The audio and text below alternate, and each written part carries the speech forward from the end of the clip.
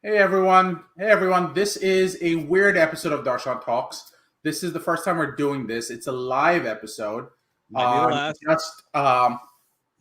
We're trying something new. We're trying to see if having a weekly discussion on things that are happening in the news and the life sciences has impact.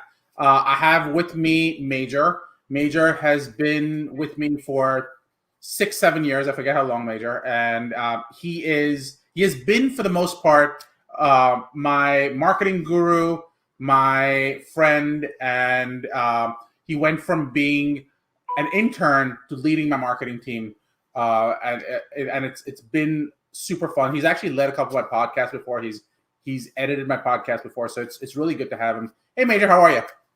I'm doing all right. And Major, what are we trying to do today? Say again? What are we trying to do today?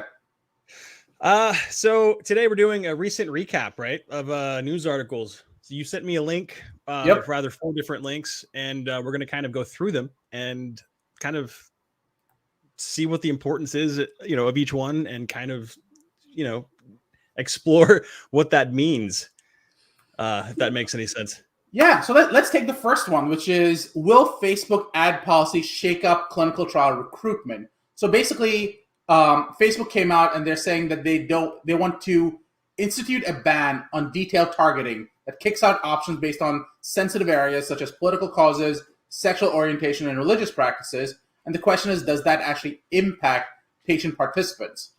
So the question, and Matt Walls actually responded to this.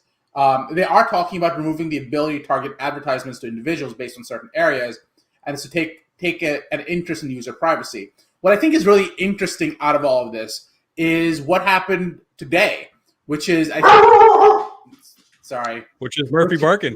That's Murphy barking. That's my dog. But what happened today was interesting because Facebook came out and they said that they might leave Europe because they feel like they wanted to be able to manage some of this issue with patient privacy. And whether they can move data out of their servers in the EU or not. So my take on this is that this is problematic, and it speaks to Facebook getting a little desperate. And if you start moving away from the ability to track patients, that is a good thing for patient privacy, but is problematic from a are your dogs enjoying this too? But it's problematic. What do you think as a patient, as a person who follows Facebook? Do you think this is problematic, or you're fine with it? Well, on one hand, I think it's a good thing to prevent shady or questionable targeting of vulnerable demographics. So depending on the stipulation of the study, right, then you're going to try to limit financial toxicity, things like that are going to really affect the outcomes and the procedure of the clinical trial itself, is what I'm kind of seeing. Just that's really a concern that, I kind of hear echoed when it comes to like clinical trial sites and what have you. It really kind of, I really kind of see it forcing a step backward in terms of targeting, because it allows the systems that were previously in place, systems like, community outreach, maybe in-house targeting, it really kind of leans heavily on like word of mouth. All of these systems that were previously in place to kind of help those that were in those positions for like a particular treatment. It kind of targets them rather. I don't know. No, I think your point's well made. I think the point you're making is this is a little heavy-handed, which I think it's right. I think overall targeting people for health conditions is inherently a bad idea if it's being done to market to them, or more appropriately, market things that aren't helpful to them, or even helpful is not a good term. Market things that are applicable to their situation. And maybe things that are like, you're not going to market. You know, if you're an alcoholic, for example, you're not going to want to see advertisements for alcohol. Exactly. And I'm not saying that that's what this is that kind of situation, But but it's the exact opposite. If you're an alcoholic, I might want to see an ad for how to kick the alcohol habit. Or what if you don't know you're an alcoholic and suddenly you're targeted for that? And, you know, so it's you have all these things that aren't even outlined yet that could be taken advantage of, that Facebook is allowing currently, or that they're not going to. But what this means on the other hand, you know, what's so I just kind of hit on the negatives of Facebook's ad targeting, right? Yeah. Like, what are the positives of that, right? So it can possibly help people in situations that they're not aware of yet. Maybe, you know, if someone, what was that, the targeting thing with the Target, like the store, Target the store. Yeah.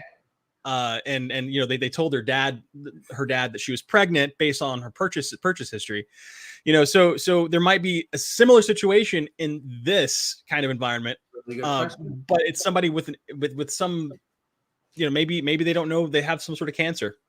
You know, that's like, a really interesting thought process. Will Facebook's or do systems like Facebook allow for targeting in a way that was not contemplated and identify using things like machine learning if people have certain diagnoses? Because this is a whole new frontier. It's the Wild West of technology.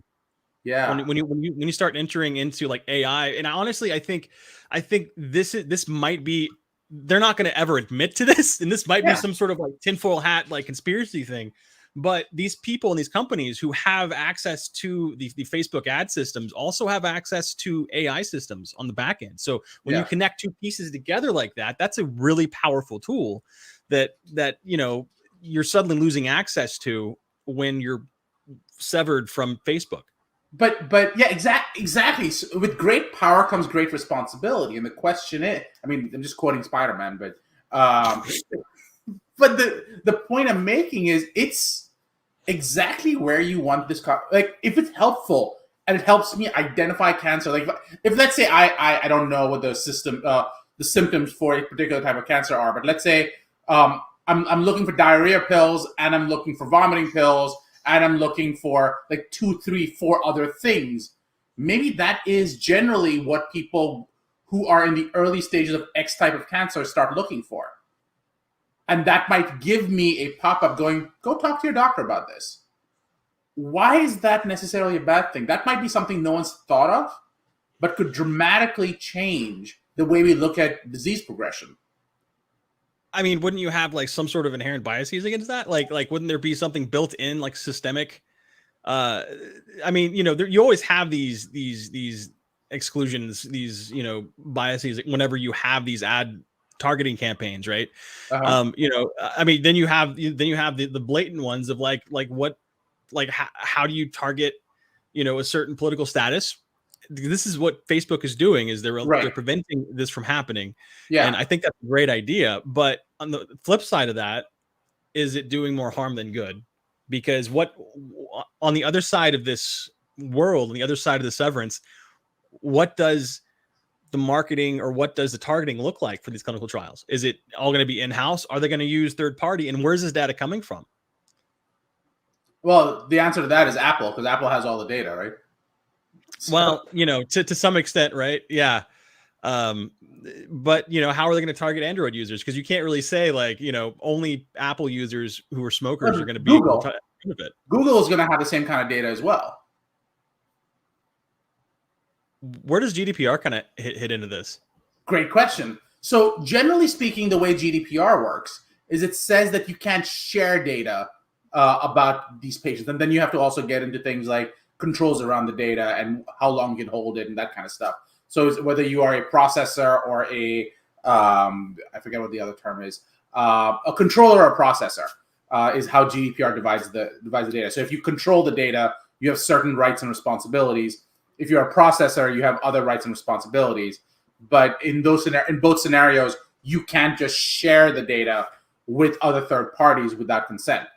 And most then people you kind of open up this whole, like, then you kind of fall down this whole like what is informed consent and what is like, I mean, you're going to have those questions or that line of questioning, even with the Facebook ads. So like, what does this actually mean? Well, I think it means that clinical trials are going to become harder to recruit for because you can't target people, or at least can't target people if you are Facebook. I think Google AdWords is going to be fine. And according to as someone who holds Facebook stock, and the stock collapsed, I think 26% this past week. Apple, they literally said Apple took $10 billion that belonged to us. They effectively said Apple took $10 billion that belonged to us because we can't target, and now they have the data that can. So I think the truth is people are going to start using Apple and Google as the mainstays. I think the longer term that no one's talking about is why the metaverse is going to become more and more important. Which that's a whole other conversation. No, but I think you're right. It is a completely different topic. But I think the reason Facebook made a huge bet in the metaverse is because they control the operating system. Therefore, all your data will belong to them when you go into Oculus. And quite honestly, I hadn't even understood that until the second. So the reason they want to control Oculus is because they then become the Apple of the metaverse. I'm excited they're going to waste billions of dollars on it. So let them do it. I'm totally down. I have it right here, and I can tell you it is amazing.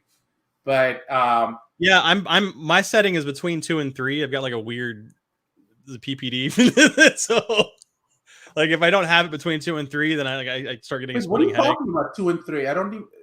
So Oculus, to curb its price point, they only have 3 settings for your eyes, and so they okay, yeah. And so they took like the average, like, so 68% of the range of those 3 settings is only for like 68% of the population, which is like the most that they could get. So like my setting is just happens to be between 2 and 3. So if I'm playing something and I hear a click, I'm like, oh no, headache incoming. But no, the thing with the metaverse though, it's not new. If anybody remembers like the Second Life experience, which is even still going on, this is like that, but with headsets. It's kind of like ICQ, AOL, MSN Instant Messenger, but with avatars. I mean, they can do it, but does anybody actually want it? Well, I think we can get. I wasn't even getting into the metaverse argument. It's my fault. I think I'm kind of like taking us down that. No, but I think the point I'm making is different. I think Facebook knows that it cannot come up with another operating system or another another sort of. Well, the reason Google and Apple can control the data is because they have the 2 operating systems. If you are trying to access the internet using mobile phones, obviously the third organization that has it is Windows. If you're accessing it through desktops, the problem is Facebook doesn't feature in any one of those 3. The reason Facebook had to make a huge bet in Oculus is that the next thing that they can get into is the metaverse, and that would be the operating system, and they would control the operating system in the metaverse, and that helps them with user targeting again. To be clear, you're talking about Facebook metaverse. Correct. I am. Correct. Because there's also I mean, you could technically apply that to Apple's metaverse, to Adobe's metaverse. Does Adobe have metaverse? Oh, dude, what do you think Creative Cloud is? Like a puff of smoke? I guess that's true. I got Microsoft metaverse with Xbox and MSN and Microsoft Office 365. You have all of these different so every company has their little universe that they're trying to wrap into this like weird technical terminological land grab, which is now the metaverse. Well, I see the point you're making, but I would call there's a distinction to me between, and I feel like we've got into a different discussion, but I think it's important from a GDPR privacy perspective because it ties into clinical trial recruitment. In that, I think Adobe, for example, with its different apps, is connecting to each other, and that to me is more of an app connection. What I'm talking about with Oculus, it's more of an operating system connection. So that distinct. The reason I agree with you on Apple is because Apple's talking about releasing their own VR system. but a second life in the I second life I don't really know if Microsoft has an operating system. I mean, Windows.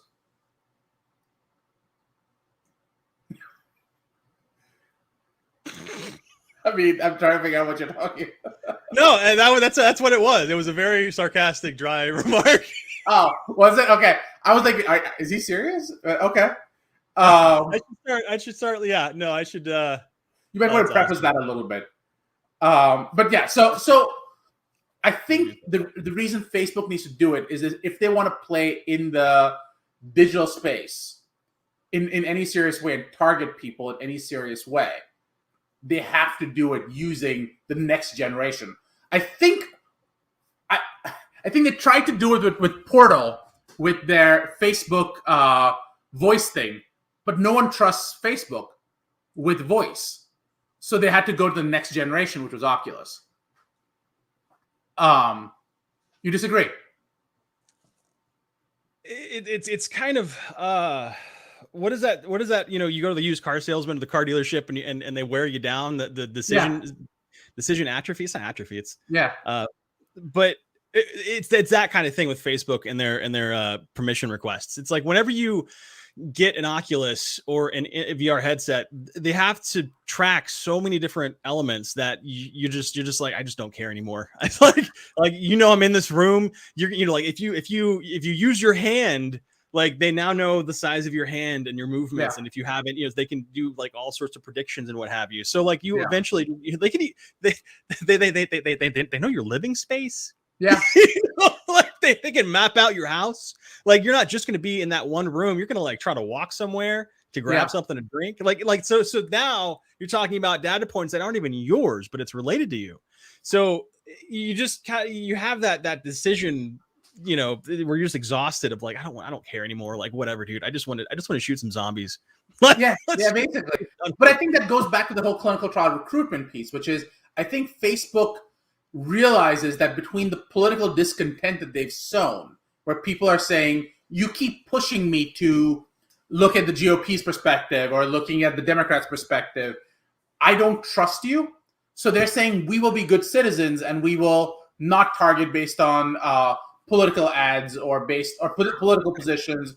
I feel like I'm wearing a tinfoil hat when I say like I don't trust any company that says we're going to keep your data safe. At some point, it's not really about safety with your data. It's about how hard or how difficult it is to get to. And so, because eventually they're going to get to it. It's so like, do you use your debit card at the grocery store? And if you do you punch in the 4 numbers for your PIN, or do you use a credit? So like it's a bunch of these small micro transactions, sometimes literally in your life, that affect your security, your personal security. And so when you start asking these questions about, okay, so who has what with my data, then you have to kind of accept so much. It's just ridiculous. And when it comes to clinical trial, it's really kind of an exchange of like, okay, so I have this ailment or this condition. What do I exchange? Like, well, first of all, how do you even know about it? How do you even find out about these options, that this is even a thing, a path that you can go down? And then it's, how do you qualify for this? Or how do you make your existence known to this company or collective of companies, right? That's really kind of what it comes down to when you are isolated from Facebook, isolated from technology, isolated from everything that would even identify that you exist, except you're here. So like if how would somebody in, Appalachia, for example, who, might be, they have internet because everyone else does, but how are they made aware of a clinical trial that may apply to them if Facebook doesn't exist? And I don't know if they know the answer to that question. I think Facebook is going, I need to not target. I think maybe Facebook needs to reconsider how big the extensiveness of its comment is, and maybe come back with, except in the case of clinical research, or except in the case of a doctor trying to contact their patients. Something like you need something more specific than an overall blanket ban is really what's going to have to happen, because there's just too much money in it and there's too much good in it to take it off the table. Let's continue. The AI is the AI? No, I No. figured I'd take this one because Okay. we spent 20 minutes talking about the first one. Micro influencers with a major platform are the next big thing. With the what So platform? in the pharma marketing platform with a major platform. Major. Oh, Uh, okay. Just really, sometimes really. it happens. It happens. So Um, just to be clear, a micro influencer is different from there are different tiers. So for example, you have the mega celebrity influencer, which is like 1 million plus. Okay. Kim Then you have the Kardashian stuff. Yeah. macro, which is 100,000 Oh, to 1 million.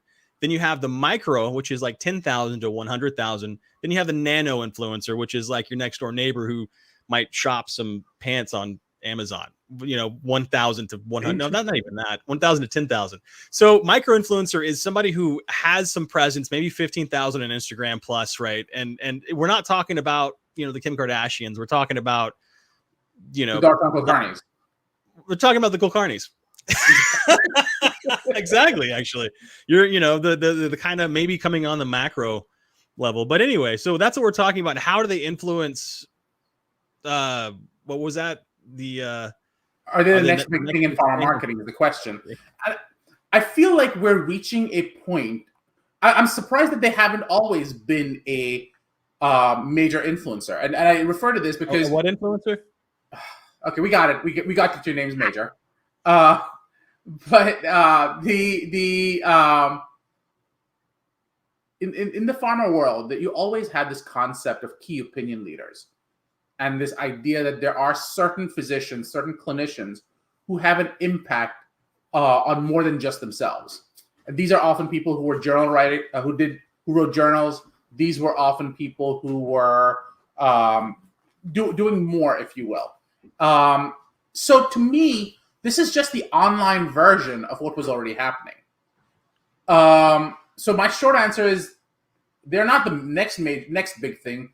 They are the present thing. What is your take on it? They exist. It's not, they're a normal influencer with extra stipulations. What do you mean extra stipulations? So, it's one thing to promote like a new floor mat in the bathroom or a branded tire for a bicycle, right? Yeah. But it's a completely different thing, as you know, Darshan, to promote food or over-the-counter drugs. Yeah.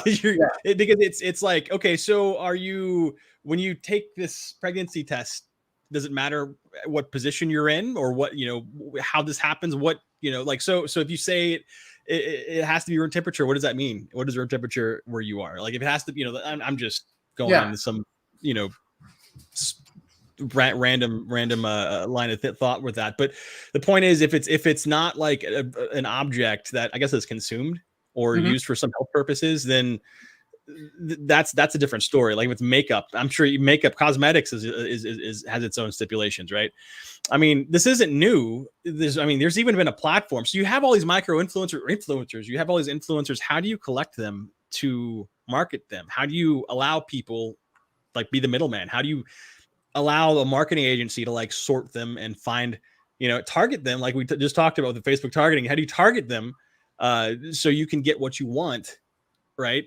You want to find somebody with, let's say 20,000 followers who, has a thing for Pepsid AC, right? Yeah. Like, which happens to, be the same demographic as your product. Well, then, where does that happen? Well, there's actually something called WeGo Health where you can actually find these people, and they were purchased recently, actually in 2021, I think.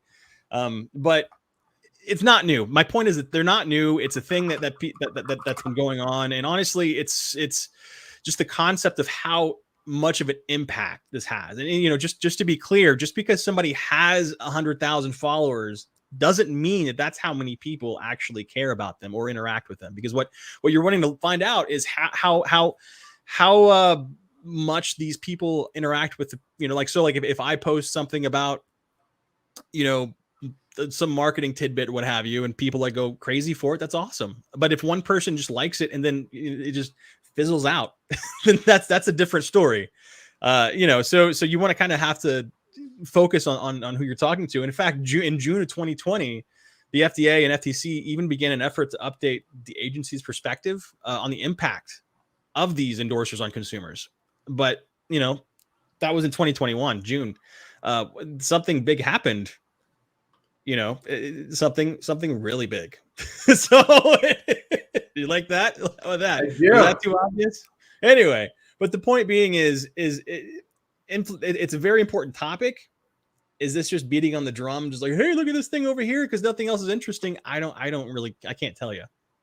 I think that's probably fair. I think micro influencers have been around for a while. I think it's maybe the question is like, what's their impact, and that's really what we need to kind of like. You can't just take it at face value, right? Yeah. You have to say, okay, so what is the efficacy of working with this person? I think it's really more at an individual level. Once you start trying to make it into a commodity where it's like you kind of remove the personal aspect out of it and you start removing names, that's when it kind of becomes a problem and more of a liability. So I think it goes to maybe training these micro influencers if they're going to work with you. And are they then influencers or are they then employees? Well, I think if they're agents of yours is really what it comes down to. So the FDA actually has, through OPDP, they have actually some commentary on if people are speaking on behalf of you, you need to control what they say.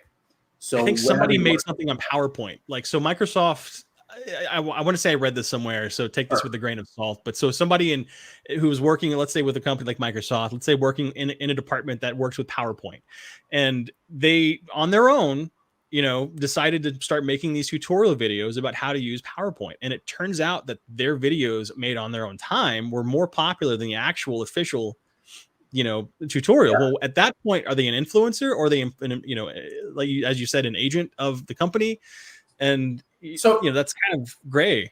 Not really. So if they're an employee of Microsoft, the FDA would say you're an agent of the company. Like, you might be doing it on your own time, but you have a vested interest in Microsoft.